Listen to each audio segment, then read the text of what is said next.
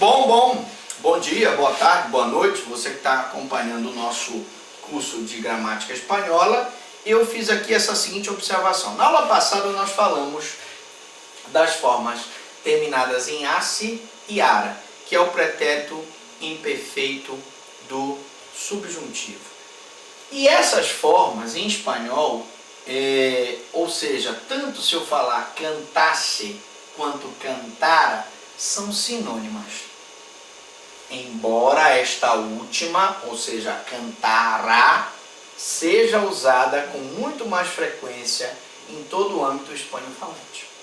Como eu disse quando eu falei na aula passada, embora o cantasse seja mais parecido com o nosso português, embora só com S, atenção, só com S, em português seria cantasse com dois S, e em espanhol cantasse com S, é o mais parecido com o nosso português, mas em espanhol a forma mais comum é cantara.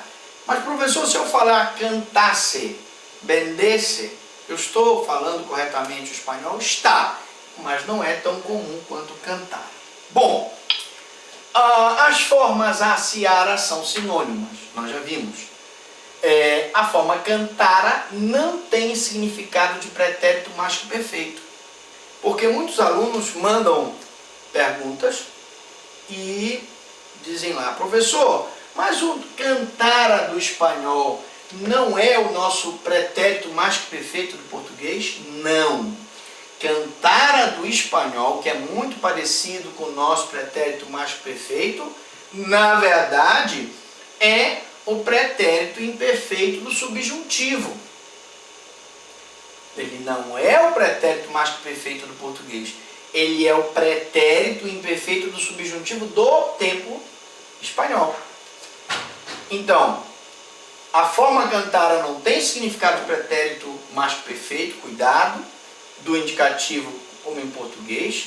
E para poder expressar o que em português expressa-se como cantara em espanhol, usa-se a forma composta havia cantado.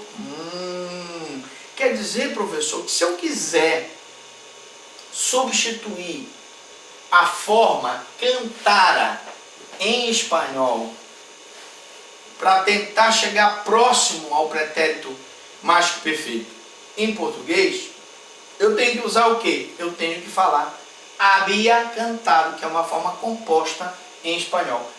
Então, havia cantado fica mais próximo do pretérito mais que perfeito em português. Português, cantara, que é igual em espanhol, havia cantado. Então, em português, o pretérito mais que perfeito, cantara, é igual em espanhol, havia cantado.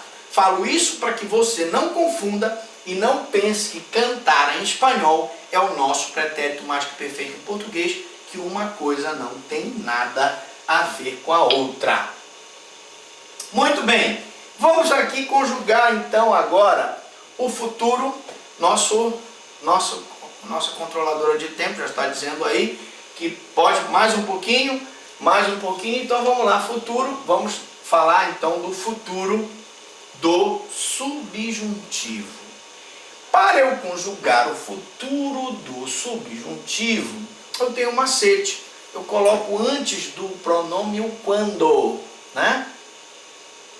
Cuando yo amare, cuando tú amares, cuando él amare, cuando nosotros amaremos, cuando vosotros amareis, cuando ellos amarem. Veja que no futuro do subjuntivo, nós estamos no modo subjuntivo, eu vou usar o quando antes para conjugar. Na primeira conjugação, usei o quando. Na segunda conjugação também. Quando yo temiere, quando tu temieres, quando él temiere, quando nosotros temieremos, quando vosotros temiereis, quando ellos temierem. Fácil. Não é fácil, não. É difícil. Por quê? Porque é bastante diferente, né, do que a gente está acostumado. Repare que o temiere, ele tem um izinho aqui. Temiere, temieres, temiere. E eu vou ter muito cuidado.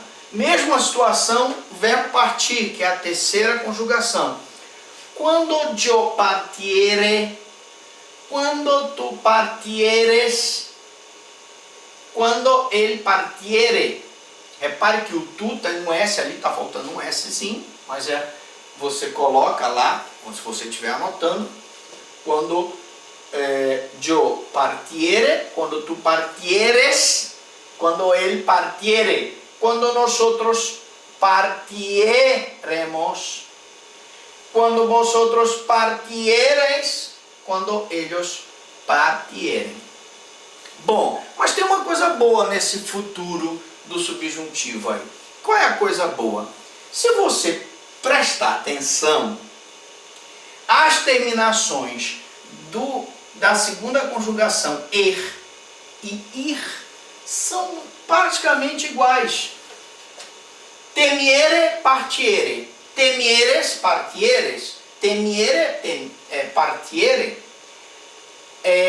Temieremos, partieremos. Temieres, partieres.